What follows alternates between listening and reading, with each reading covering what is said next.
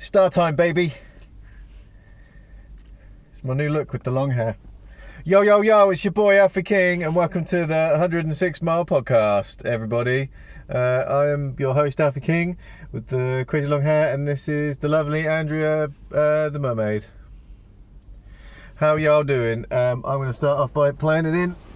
We were supposed to record this yesterday, but we had mojitos instead, and it didn't happen. 106 miles, Chicago, got there, fall down. Come on now, brother, you won't ride alone. 106 miles, baby, I hope you got some stories to tell. 106 miles.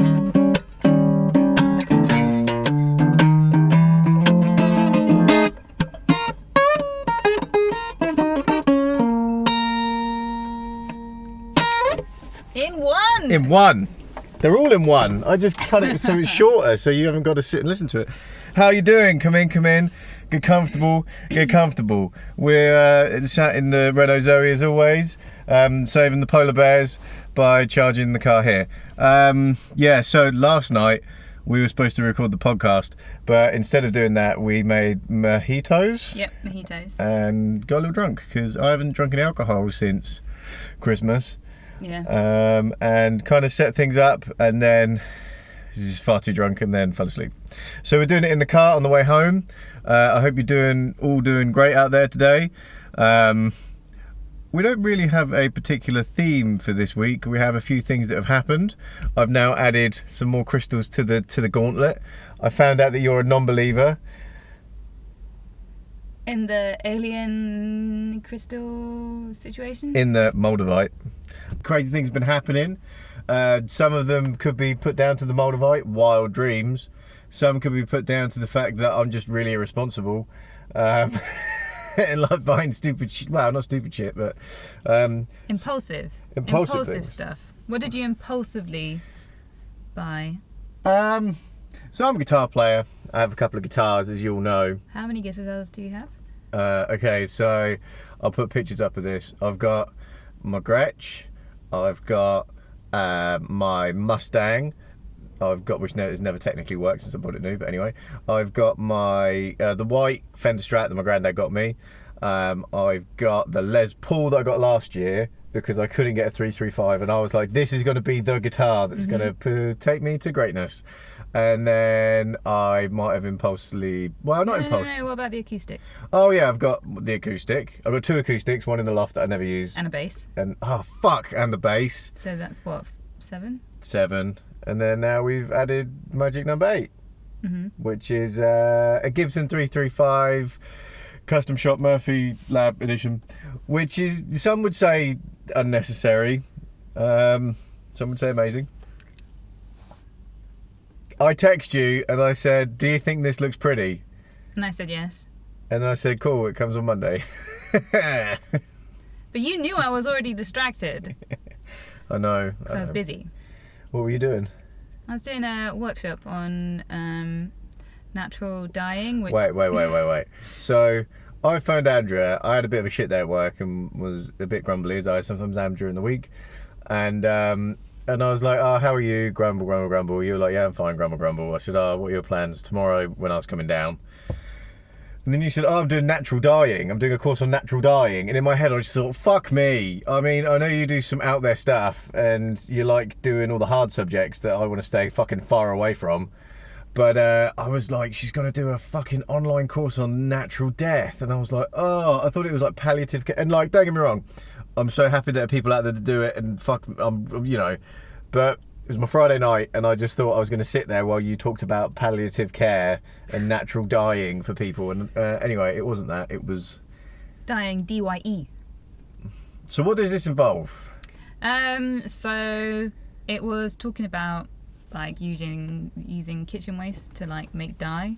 So I did it over Zoom. I did a bunch of, like, craft workshops. So it's basically a woman who was incidentally living on a narrowboat. So take from that what you will. Nice. And she taught us through the process. So we did some really basic stuff. So we used brown onion skins, like put them in water, simmered them for a while, and then we added like our little bits of fabric, and you can get loads of different colours. really on like very specific spectrum of colours, so like browns and reds, but you can also get like greens and yellows, Brown like and reds. from. Reddy browns. Like you can use you can dye stuff with daffodils. You get a really bright green, but also like the really ancient plants like indigo and woad. So I really want to grow some woad because that's what the Celts used apparently. Oh, cool. So What like- colour does woad make? It's like blue, indigo. I heard a thing that was saying that there was like the Britannia's, The Celts? I don't know, whoever was here before the Romans came, Yeah. that they there's a theory that they were all like blue because they used to dye themselves with like this plant or something, and like Woad. is that the woad? But then they were saying that they reckon that's not right now or something. Well, I think so. A lot of the ancient people in Britain were not a society of or tribes of people who wrote things down. So there's not a lot of evidence. So a lot of the stuff that's written about them is from the Romans who were invading. Yeah, so yeah. a lot of it is like, oh well, they're barbaric and they're this and they're that. But I think woad is definitely a plant that they would have used. Maybe they used it in body paint, maybe they didn't. But it was also like not one like group of people. It was many, many, many like diverse groups of people with their own like cultures and stuff. All it makes me think is when you smoke weed that's too strong and you go, woad! Okay. Not that I would know anything about that, but no, that's cool. And so if you dye clothes with woad or any of these other natural things, do they like last a long time, or like does it come out in the wash? So there are 3 different types of dye. Uh-huh. One is like not permanent, and one is permanent if you add something to it, and like a modifier, and then the third is like just a permanent dye. So I think woad is a permanent dye, but stuff like brown onion skins is a permanent dye. So it's like light and like colour fast. But I think they might fade over time depending. So It's probably the same as t-shirts. Yeah, like I think they were basically saying like it's not the same as a synthetic dye, but I think if you sort of hand wash it and stuff, and it's about like showing care and like interest in your environment and the stuff that you wear and things like that. So is this quite a big movement? Or has this been going for a long time, or is this like? I think so. I think because like pre-industrialization, pre-synthetic, like easily available like colours and stuff, people would have been using natural resources in order to do it. Oh no, I'm on about, is this going to be like the next thing with the young people? In the same way, like there was a time when, I don't remember what it was, man, but it'd be like vibey girls would just be into fucking Vibey. crochet. I don't know. What was there's like they go through like, oh yeah, I knit things, and you're like, yeah, I thought you might, yeah. Do you know what I mean? Is this going to be one of those new frontiers for people? Like what was the age group of people doing this? Early 20s to like upwards. Oh, okay. Yeah, that's what I'm saying. So some young, you weren't there with like a load of old ladies or nothing, or old people. There are a few older people. Oh, that's there. good. Bringing everybody in the fold.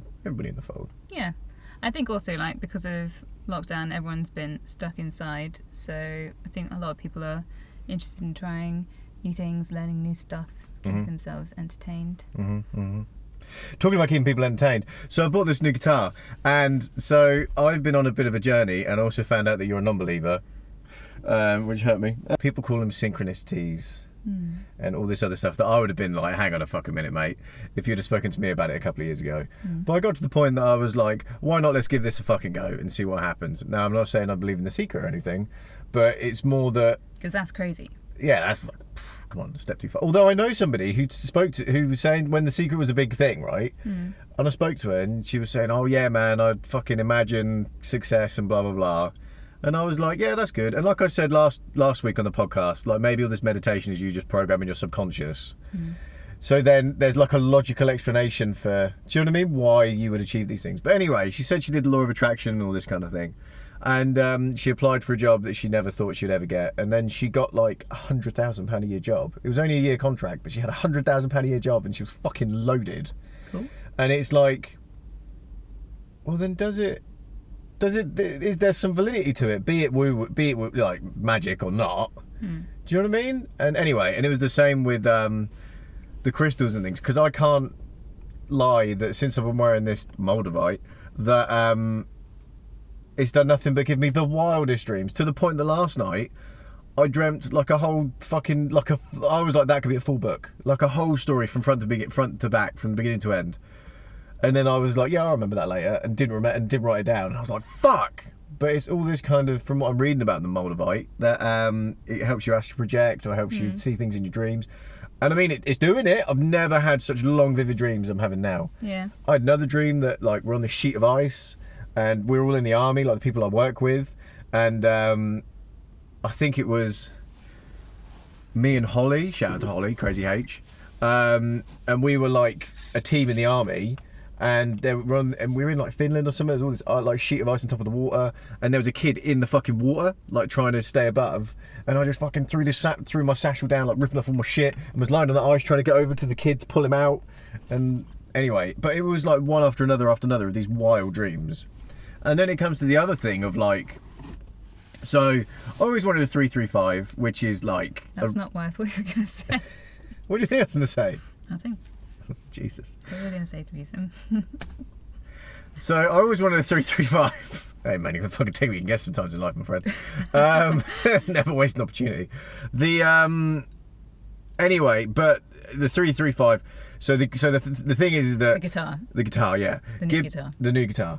Gibson had a factory in America. They had like they have three factories, or they had one in Montana, maybe, where they make the acoustic guitars. One in Memphis, which is where they made all the ES, which is like, it stands for Electro-Spanish. You know, I showed you a picture and it had holes in it. Like it has F holes in it, like a violin. And there's part of the guitar that's empty, like hollow, but not all of it. They're called the ES guitars. So all the ES guitars used to be made in Memphis, and then all the rest of the guitars were made in Austin, I think, or wherever the Texas factory is. Anyway, they nearly went bankrupt, and then they've reopened, and they've remade a load of the tools, and what they're trying to do now is make it so. It used to be like they would look at old guitars, because mine's based on a 1961. They look at old guitars, and they would be like, they would get the paint right, or they make sure the electronics are right. They'd do like something that's kind of like it. But this one is like, everything is supposed to be bang on now. They're supposed to be super uber. Although I was talking to some other guitar people and they're like, oh, the new Gibsons are shit, but whatever. Anyway, they closed the ES factory and everything's now in Texas, in Austin. And this guitar, I was saying to you before, it was like it is a little bit excessive. It was massively excessive, but you get the kind of Epiphone, which is the it's another company I believe they own that's licensed some of their designs. They do their own designs. They're all made over in Asia and countries where it's not as expensive to manufacture, and they use different woods, I think. Then you have like the Gibson standard, the cheap Gibson, which my Les Paul is.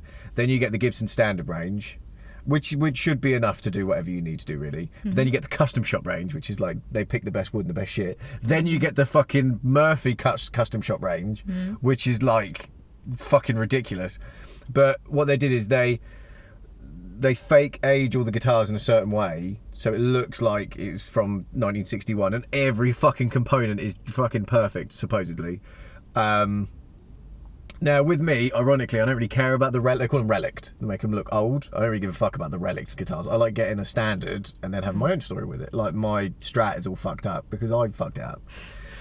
Anyway. Because I showed no care towards any of my possessions. Rock and roll! Where this one is like ultra lightweight, so it just looks like it's been in a case for 40 years. So it's kind of got a bit of a new vibe about it. But anyway, it was one of those things that, call it the fucking Moldavite or whatever. But I remember watching what was that program that was about if the Nazis won the Second World War? Oh, Man in the High Castle. Man in the High Castle. And this could all be horse shit and just out of the TV. You know that's a drama, right? Yeah, I know, it's all made up. Yeah, I know the Nazis didn't win the war. Okay.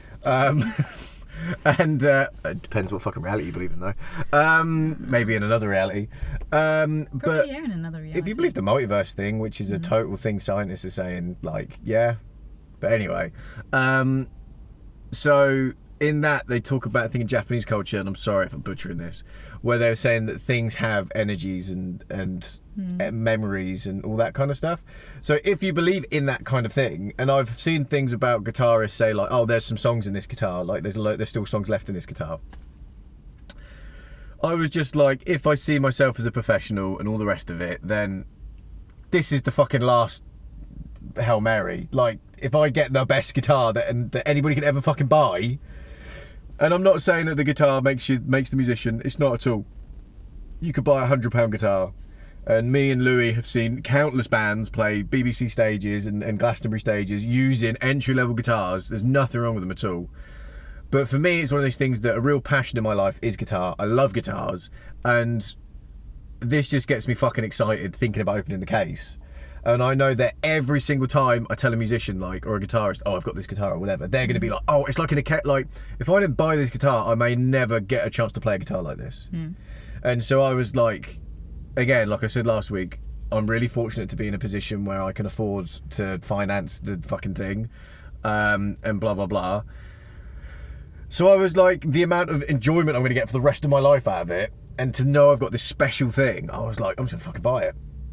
And then I was speaking to Louis about it on the phone, and he said, oh, do you think that, like, are you going to gig with it, or are you just going to leave it? Because there are two kinds of guitarists. There's one type that, like, just leave it in a locked case at home and never play the fucking thing because they want it to gain value, or they never want to, like, damage it, or they're... I'm like, nah, man, it's going in the fucking back of the car. We're taking it to every single gig.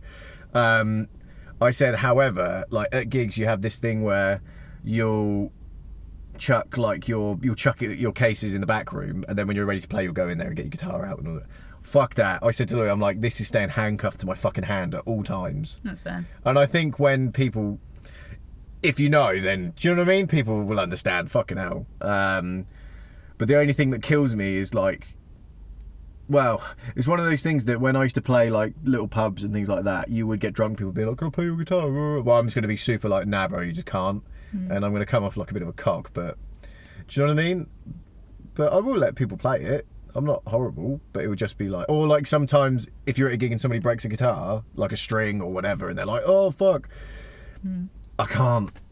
Yeah. I just, because I remember when me and Louis played a show in, it was a little town festival somewhere, it was a fairly big stage, in the summer, and I snapped a guitar string on stage, and I was like, fuck, and we finished the song, and then there was another band, and Louis was my guitar tech, and he, like, this guy was like, yeah, you can borrow my guitar, and it was like it was a Fender, it was a Mexican Telecaster, I think, and so Louis, like, grabbed it, got out the case, blah, blah, blah, ran over, did the swap with me, I put it on, and then as I, like, put it on and plugged the cable in, the fucking back, like, where you have the strap just slipped off, and the whole guitar went crash on the floor. And it's like, the guy was like, it's fine. And Telecasters are built a bit harder wearing than, like, Gibsons. But I'd just fucking cry if I ever saw that happen to... Your new baby. Yeah, which is weird because all my old guitars, I literally, not that I don't give a fuck, but the Fenders, because they're just one block of wood, I've thrown them in and out of cars and I've fucking whatever, and they've come out the other side fine every time. But yeah, this one's a bit different. So, but there we go. But It's waiting for you. It's waiting for me. It's at home right now. Right now. Can't wait. It's going to be the best. Next week, I'm going to do a whole fucking segment on it, and I'm probably going to make some YouTube videos separate as well about trying it with the different amps that I've got and all that kind of stuff, and make some clickbait titles, as Peter's told me to do. So is that the Moldavite? Who knows? I think it's just being an impulsive shopper. So the thing with the Moldavite is it brings up your vibration, and that's obviously a high vibrating thing, and we've attracted each other through my fucking credit allowance. Sure. But anyway, Andrea very kindly made me this, which is turquoise that my uncle gave me, because this is the thing that me and Louis and some other people noticed over the years, and we don't know why. Every single fucking famous musician, well, not every single one, but a lot of them have turquoise and they wear it, and there's nothing on the internet saying that it's magical or it does anything or whatever, but every single fucking famous guitarist or whatever wear it, and we were just like, well, we gotta get some of that shit, man. And I bought a ring when I was in Cornwall for about 30-40 quid, And found out it was fake, like, straight away from my stepmum, who's like a bit of a witch and into all the crystals and stuff, and she just makes jewellery, and she just went, I'm really sorry, that's a resin, it's fake. And I was like, fuck. So that bummed me out, but I've been trying to find one for so long and just was never sure that I was buying the real shit. And I was talking to my uncle about the Moldavite and all the rest of it, and about the turquoise, and then he went upstairs and found his one and gave it to me, and he was just like, well, you've obviously manifested it and drawn it towards yourself, so get it and wear it. So I was like, I'm all in on the crystal shit now. I think, why not? I know people are going to probably think I'm a little bit crazy, but I think I did a good job. yeah, man, looks great. I feel that quite we're small. yeah, but then I got this one underneath it. I don't know. So yeah, anyway, that's the crystal action this week. I'll let you know if I add to it anymore. Crystal corner. Tom's crystal, Alfie King's crystal corner. Who's Tom? So Never heard of him. oh, he's a fucking dweeb. Have you told that story? No, I haven't told that story. Do you want to tell that story? No, it's fine. Well, yeah, we can. So this is the time that me and Andrea first ever met, and she stiffed me for. Well, we have 12 minutes because the card charge is going to run out. Once upon a time, I went to a New Year's Eve party with some people that I worked with. I was quite new to the job, and one of them was having a New Year's Eve party, and I was like, oh yeah, I'll go along. Wasn't really into it, but I was like, oh, I should try and be more like a normal person and socialise and attend events with other humans. And it was alright. And then I went home, and then cut to like 5-6 years later, we have our first date in a pub, and you said that I wowed her. I think I recognised you. I was like, I used to work in a store in town. And you're like, no, I think we've met before. I was like, definitely haven't met. And then it transpired, Louis did some digging, and we're all in a photo together at that New Year's Eve party. Now this is where I take over the story. So, we all go through phases in life, my friends. You may think this confident, charismatic, handsome musician type was born this way, as Lady Gaga would say, but that is not the case. I was forged in the fire of female rejection, and like the guy have you ever seen Iron Man 3, where there's the blonde guy who is like, oh, I'm gonna meet Tony Stark on the roof, and then Tony Stark like stiffs him, and then he comes back and like is all slick. I don't think shit. I've seen the third one, but it sounds like a massive bummer. Oh man, you just wasted on you Sorry. the thing. Sorry. Anyway, so I was a very nice kid back then and was kind of naive and blah blah blah, and I was with Louis, who was just like handsome and what the fuck is I wonder what that was. Who was handsome, bit of a Casanova with the ladies, but we're musicians, so we hung out and whatever. And he was seeing one of the girls at this party, and he invited me to come on New Year's Eve, and I was like, yeah man, I'll come down for the ride. And although I was a bit of a dweeb and a bit of a geek, and I was still quite outspoken and was just up for a laugh, and I wasn't introvert in that aspect. When you say geek, do you just mean wore square glasses? Yeah, and was very like non-offensive, and I wasn't very jockish and hadn't been going to the gym that long or whatever. Anyway, I can't really explain it, and I'm sure there's a deeper psychological fucking trauma reason underneath all of this, but anyway. And I went to this party and was kind of trying to do the like, because I didn't know a lot of people, and was trying to be like, hey, but I wasn't one of the cool kids. I didn't have the whatever it was. Or it could just be that I didn't know the fucking people, right?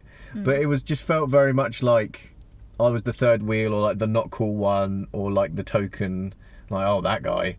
Like, do you know what I'm saying? Yeah. And anyway, we had the evening and we had a good time and blah, blah, blah. And I think some people paired off. And anyway, it came to the end of the evening, and it was me, you, and another lady. And I was like, hey, New Year's Eve coming round, you know what I'm saying? I didn't say it like that, Jesus, but it was just very evident that I think they were like, yeah, this ain't gonna happen, bro. And I was just like, it was one of those things where I was like, you were doing your own thing, which is fine. And at the same time, you're not owed anything by anybody. And I always say this to any young man or woman, like, you can always try and talk to somebody, but if they don't like you, then that's nothing to do with, you just got to accept it or whatever. But I think it kind of burnt me in a way that I was very much like, like I always say to Louis and stuff, I was like, that's the day that guy died. And I got like uber serious about life, but in a completely non-resentful way towards anybody, because I was just like, oh, I'm just not sexy or attractive, or don't have anything going for me, or I'm not. Do you know what I mean? And I don't think I did have much going for me then. I still always had girlfriends. It wasn't your fault. I just saw the redhead first. Story of my life. Anyway, and then after that point, I kind of just worked on myself and went to the gym and kind of got like tougher, but not like I'm not tough. But do you know what I mean? And I think then with years and years and years of like stress and jobs that are stressed and all the rest of it, I've become a lot more that was like the beginning of my stoicism, or like the trying to be more stoic and like, I don't know, getting tattoos or whatever, or like looking at what I wanted out of life and not trying to just please everybody. That's what it was me being like, fuck everybody, I'm gonna come back like a bad motherfucker. I don't fucking know. But it was complete coincidence that we then met. Like, I didn't know. Yeah. Like, neither one of us knew. Until Louis clocked on and was like, Andrea's fucking blah blah blah blah blah blah. She's the friend of da da da da. And then it hit me, and I was like, oh, she was that girl on that night who didn't want to make out with me. Like, not specifically you. It was the whole evening. It was the whole evening wouldn't make out with you. No, it was the whole evening that made me bitter towards the world. Yeah. But anyway, luckily enough, I came out not being a complete cock. I hope. Slightly not. Getting up. So the 4 a.m. club this week, it's been going okay. I missed one day, I think it was Thursday. You guys, if you were following me on Instagram, probably saw me tap out. Again, I'm not trying to do it to be like arrogant. I think, again, it's like I followed Jacko Willink, the military guy who gets up, like the ex-SEAL, who gets up at 4:30 every day and has done for years and years and years and years and posts it every single day. And people think he's obnoxious for posting it, but he's not. It's just showing that somebody can do it, because he does it every day. And so I kind of try and post to give people that, A, to hold me accountable, and B, so people think like, oh, it's not weird to be that way. Well, it probably is weird, but at the end of the day, everybody's fucking weird. The same way I found out that everybody has some form of mental illness, or has done, like a lot of people. When I was younger, I always thought that mental illness was like a really rare thing that nobody had.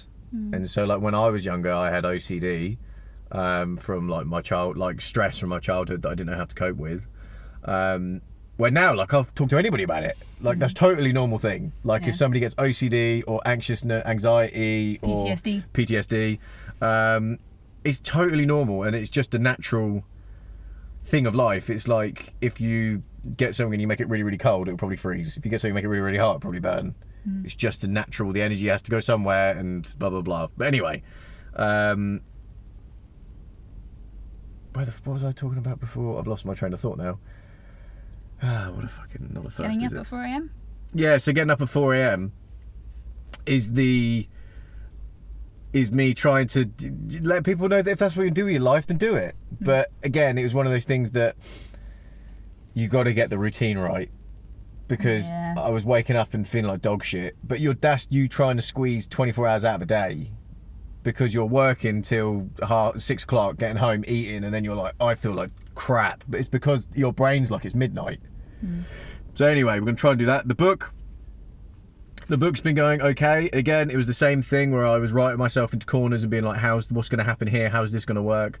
And I really easily like gave it a day or the next day, just didn't worry about it. And then when I sat to write, I then had all these other ideas that I didn't have the last session I had, which is super dope. And now I've got this whole thing where I think, so there was this scene where he got mugged, and then he wakes up in AJ's bedroom, which is the kind of love interest in the band. And then the next morning, it's like her mum's mad wealthy, and there's a whole backstory of they came from the south with a daughter, but the father's dead, and like what happened there. And then she's interrogating him while he's like lying in bed, like healing from the stab wound.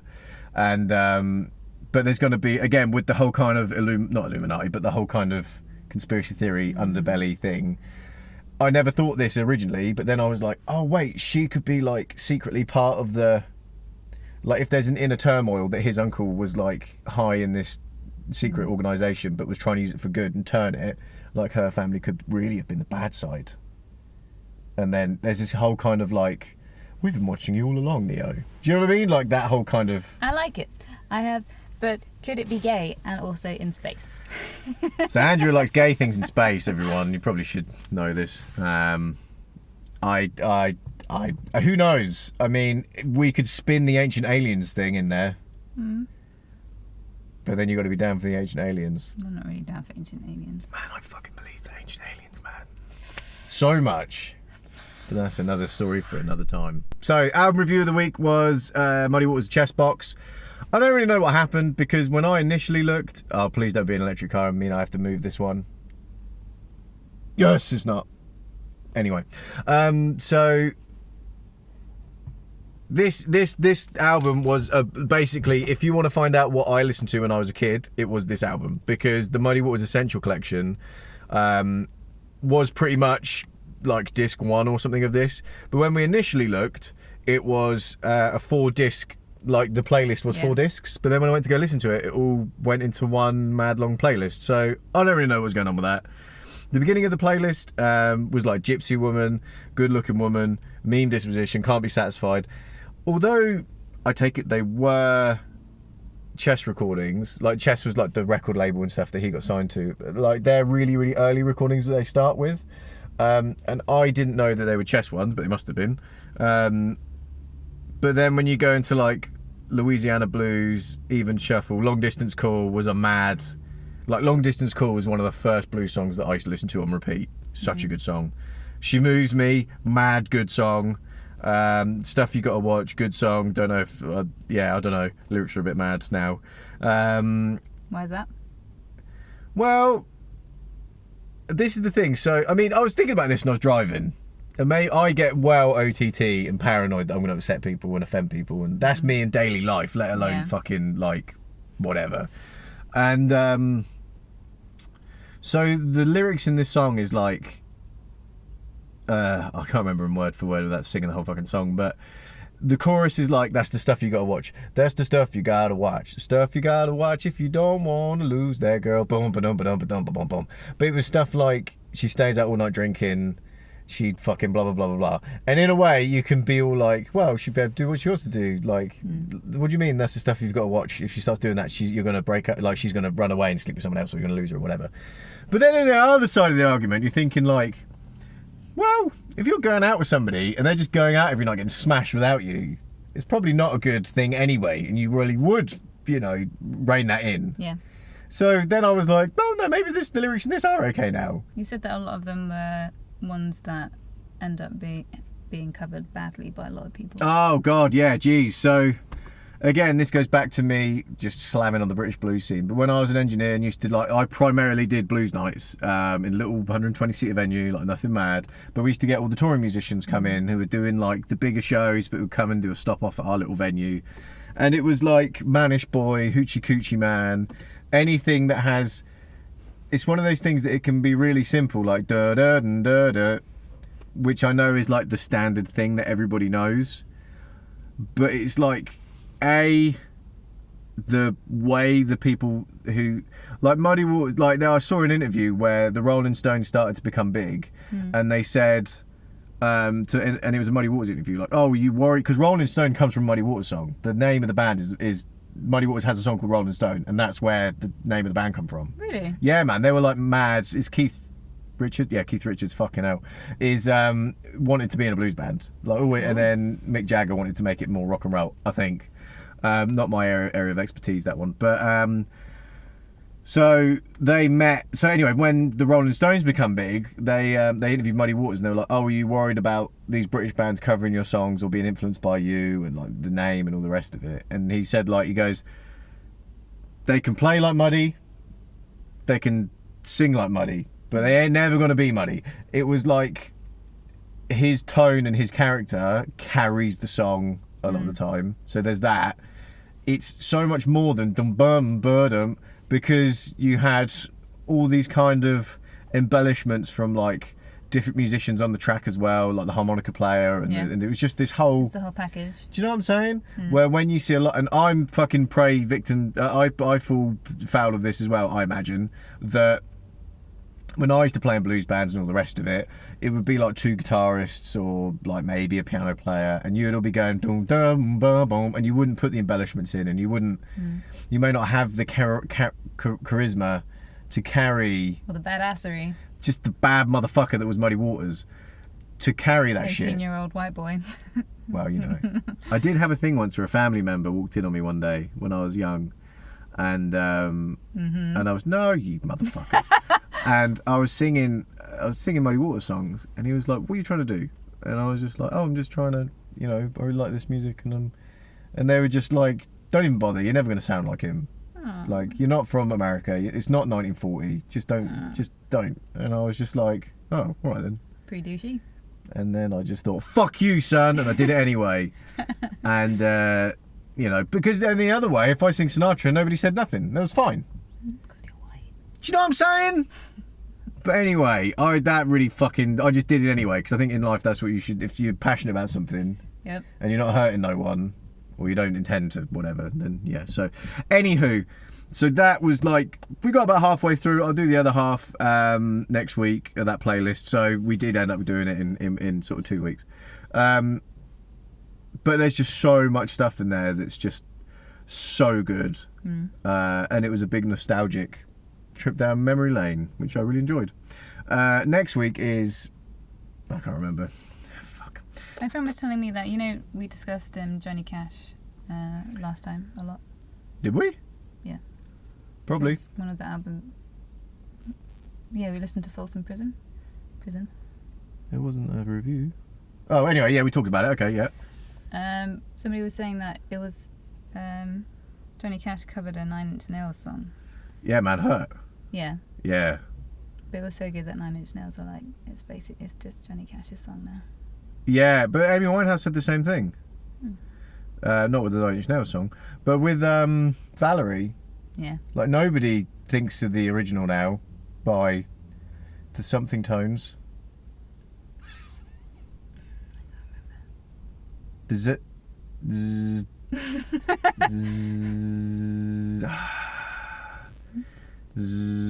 No idea. Ah, so on my tongue. Yeah. Zootons. What? Zootons? Is that a band? They had the sax player who was a lady who was smoking. Sorry. The Zootons. Look. Oh. 2006, the Zootons. Valerie. And then Mark Ronson, 2007. Huh. That's all the people that say this isn't a music podcast. Go fuck yourself. Anyway, what was I looking at before? The music of the week. Music of the week. The album of the week, sorry. Fantasy Costco. Album of the week is going to be the Muddy Waters album. The second half. Yeah, we're going to go for the second half on the double. And I'm going to have loads of fucking stuff with me and my new red guitar. Which is going to be super cool. Super cool. 106 edits. 106 edit podcast. So I hope you're having a great week. Happy Easter. Happy Easter. This finds you on Wednesday.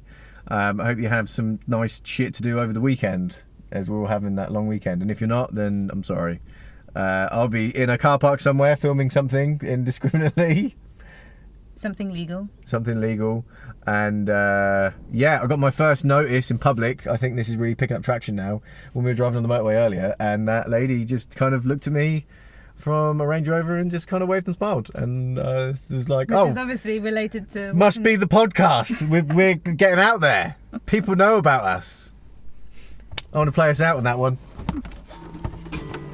If you want to use the music for any advertisements, you know, speak to my manager, me, and we can work out some rates. 106 miles Chicago, gotta get there, fall down. Come on now, brother, you won't ride along. 106 miles, baby, hope you got some stories to tell. 106 miles.